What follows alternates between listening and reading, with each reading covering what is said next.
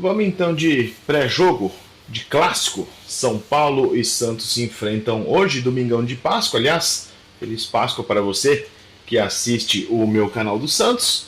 Vamos então falar um pouquinho de expectativa para esse jogo de hoje. Um jogo que pode causar um efeito borboleta dentro do Santos. E explico. Mas antes, peço para você dar um like nesse vídeo, se inscrever, também comentar tua expectativa para o jogo do Santos de logo mais às 4 da tarde. E, claro, volte no pós-jogo para a gente debater como foi essa partida e os reflexos que ela pode ter no time do Santos. E de que reflexos eu estou falando? Basicamente, estamos à beira de uma efetivação de um técnico. E para mim, o César Sampaio não pode ser efetivado independente do que ele realize hoje no jogo contra o São Paulo. Mesmo que ele vença, não pode ser o César Sampaio o novo técnico do Santos. E aqui não é uma crítica, obviamente, à pessoa, evidente que eu não conheço o César Sampaio, e nem ao profissional. O que eu acho é que o Santos não pode ir pela mesma saída de sempre. O Santos tem que sair dessa condição de que não existe plano para nada e vamos ver como que as coisas acontecem e vamos tirar proveito das casualidades que aconteçam no meio do caminho. Esse é o meu ponto com o César Sampaio. Ele pode ser um excelente treinador, ele pode virar um dos maiores da história nos próximos tempos, mas hoje colocá-lo à frente desse time no momento que o Santos está vivendo é perigoso, não só para ele, como para o time e para o clube. Para ele, a questão é, ele vence o Galo, vence o São Paulo, ou empata jogando bem, que eu acho que também é uma condição para ele continuar. Aí, ele faz 2 ou 3 jogos ruins e o Santos beira a zona de rebaixamento ou entra na zona de rebaixamento, a diretoria não vai ter nenhum plano para fazer a troca do treinador. Vai ter perdido 5, 10 rodadas do campeonato e, de novo, a gente volta para a estaca zero, que é a estaca que nós estamos desde que saiu o Pedro Caixinha.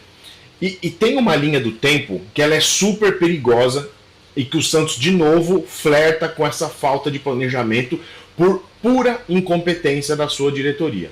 Eu ia trazer até uma telinha para exemplificar isso, mas como eu não estou em casa, eu vou passar mais ou menos assim uma ideia para vocês, mas se for o caso e o Sampaio for efetivado, acho que ainda vale a telinha. Mas prestem atenção em como a história da temporada 2025 foi montada pelo time do Marcelo, foi montada pela equipe do Marcelo Teixeira depois do acesso de volta à Série A. O Carille é demitido um dia depois de que ele faz aquela vergonha na Vila Belmiro e brocha todo mundo na rodada contra o CRB. O Santos termina a competição uma semana depois, fica 45 dias de férias e nesses 45 dias é incapaz de achar um treinador. Veio um monte de história que estamos negociando com A, com B, temos técnico fechado, não temos técnico fechado, não, eu estava falando do CEO. Tem um monte de confusão aí. E o Pedro Caixinha, que havia sido um dos primeiros a ser contactados no início dessa procura por novo técnico, acaba assumindo o time. Acaba assumindo o time uma semana antes de começar o Campeonato Paulista. Ou seja, dos 45 dias que aquele time de guerreiros da Série B ficou em casa, a gente teve depois 10 dias para treinar. Poderia ter sido feito tudo de um jeito diferente. Eles poderiam ter tido 30 dias de férias, poderiam ter voltado depois disso, poderiam ter já um técnico que entendesse as necessidades do elenco, indicasse, o técnico podia estar trabalhando nesses 30 dias, buscando reforços, entendendo o esquema de jogo, vendo quais jogadores poderiam ou não continuar dentro do elenco, poderia ter feito toda essa análise antes. Não fez. Aí o Santos vai para o Paulista, fica recebendo reforço no meio do caminho, e no meio disso tudo, que já seria problema suficiente, tem a chegada do Neymar, que muda o patamar completamente do planejamento dessa equipe. E por que eu falo isso? O Pedro Caixinha, ele foi contratado para ser técnico de um time que não tinha o Neymar. E aí, estava bem equiparado o tamanho do técnico com o tamanho do elenco. No momento em que você traz o Neymar, esse elenco sobe automaticamente. Independente se o Neymar ia jogar todos os jogos ou não ia, se ia entrar de pouco em pouco, muda porque o holofote do time muda, a capacidade de contratação muda, a cobrança em cima desse elenco também muda. Não à toa que quando a gente precisou do técnico e do time e não tinha o Neymar, que foi o caso na semifinal do Paulista, não existia trabalho, porque era muito maior do que a capacidade que o técnico português tinha para entregar naquele momento. Mesmo assim, a diretoria não tomou uma decisão, continuou ali naquela coisa de estamos olhando, vamos olhar as oportunidades de mercado que a gente tem, não fez a troca do técnico ali, deixou ele treinar durante 3 semanas, né, 20 e poucos dias aí, até começar o Brasileiro, fez um bom primeiro tempo contra o Vasco, depois toma a virada e aí o trabalho arrebenta. Na segunda rodada, vai com o Bahia em casa, chega a virar o jogo, mas por conta dessa inconsistência do trabalho feito, tanto com o elenco como da comissão técnica, a gente cede o empate. E aí ele não aguenta o terceiro jogo quando vai para o Fluminense, que jogou muito mal. O técnico deu todos os recados, tem vídeo até no canal falando disso, deu todos os recados que não tinha mais o que tirar desse elenco e apelou para a velha estratégia de botar veteranos e bagres aos montes no time, porque são os caras de confiança dele, perdeu o jogo no último minuto e aí caiu. Veio o jogo contra o Atlético com aquela sensação de o que vier desse jogo é lucro, a gente só não pode perder. Ninguém tinha uma expectativa que o Santos ia jogar bem, mas o Santos precisava pontuar. O César Sampaio foi muito competente nesse momento e entregou um bom time. O Santos jogou melhor do que vinha jogando. Foi brilhante? Não foi. Você pode dizer que não foi brilhante porque ele não teve o tempo de treinamento que o Caixinha teve? É um argumento. É um argumento que eu não posso tirar de vocês. O ponto é, agora ele vai para um clássico. Se ele ganha esse clássico, dificilmente o Marcelo Teixeira não vai optar pelo comodismo de parar de ter que trabalhar para procurar um técnico e deixar o César Sampaio lá fazendo o seu trabalho. Até porque, se ele vence ou empata, e eu acho que isso é muito o que está na cabeça da diretoria, ele vai ter uma semana inteira de trabalho pela primeira vez. E aí ele vai poder implementar essa nova cara que ele quer dar para o time quando vai para o terceiro jogo, se eu não estou enganado, é contra o Bragantino na Vila.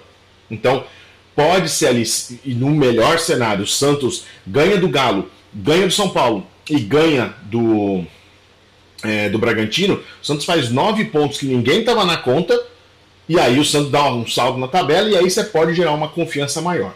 Quais são os meus pontos e os meus receios em cima disso? Quando eu escuto frases como o elenco está fechado com o César Sampaio, os jogadores gostam dele, é um cara que é amigo de todo mundo, tem um bom relacionamento e é um cara que tem boas ideias e consegue entregar para o time coisas bacanas que o Caixinha não conseguia mais entregar. Essas coisas bacanas não podem ficar em cima de boas ideias que não se aplicam nos jogos. O Santos não pode ficar refém dos mesmos líderes que a gente já teve aqui. Por exemplo, no jogo contra o Atlético, o seu Guilherme ficou os 90 minutos. Apesar de ele ter voltado com bom tempo com o Barrial, que fizeram um bom jogo também. Para esse jogo contra o São Paulo, e já entrando no pré-jogo, né, para dar um pouco ali da conexão de uma coisa com a outra, ele vai praticamente manter essa mesma formação desse 4-2-3-1 que ele levou contra o Galo. O ponto agora é que talvez ele faça uma troca ou outra no meio campo, né? Ele deve manter Schmidt bom tempo, ele deve manter o Barreal e o Guilherme, e ele deve provavelmente trocar o Roleiser pelo Tassiano, o que para mim já é um erro, porque o Tassiano não vai bem quando ele vai ou na ponta ou na meia. Se o Santos fosse jogar com um trio no meio campo, com o Schmidt mais atrás, o Bom Tempo de um lado e o Tassiano do outro, ou o Tassiano e o Barreal, por exemplo, eu até entenderia que ele está dando uma formação diferente, num 4-4-2, talvez com o Losango no meio campo, em que ele colocaria o Roleiser nessa ponta, de cima, com 2 Guilherme, que não vai sair do time aparentemente, e o Tiquinho lá na frente. Não parece ser isso que ele vai fazer. Ele vai no 4-2-3-1 dele, vai tentar fazer exatamente a mesma leitura que ele fez contra o Atlético. Ele vai atacar com 4, né, com a linha de 3 mais um atacante centralizado, e ele vai defender com 2 linhas de 4, com o Guilherme e o Barrial, nesse caso, descendo, né, fazendo a composição do meio campo junto com o Schmidt e com o Bom Tempo. Então você teria essa linha com 4 aqui, ficaria o Tassiano ou o Roleiser para puxar esse contra-ataque e o Tiquinho lá na frente para ser o 9, para ser a referência no ataque no momento defensivo, na saída de contra-ataque. É muito provável que pela situação do São Paulo, que está ali meio que o Zubeldia não venceu nenhuma no Campeonato Brasileiro, são 4 empates, está pressionado. O Dorival parece que já deu uma rateada com o Corinthians, que estava certo, que é um técnico que sempre foi falado que poderia voltar lá para o Morumbi. Então uma derrota hoje pode ser o fim da trajetória do Zubeldia lá no São Paulo. É um jogo que, sinceramente, é possível que o Santos consiga os 3 pontos, pelo momento do São Paulo, não porque é mais time, não porque está mais bem montado. O time do São Paulo é melhor que o time do Santos, 1 contra 1, nesse atual momento. Por quê? Não temos o Soteldo, não temos o Neymar, e essa composição de meio campo ela ainda não se achou.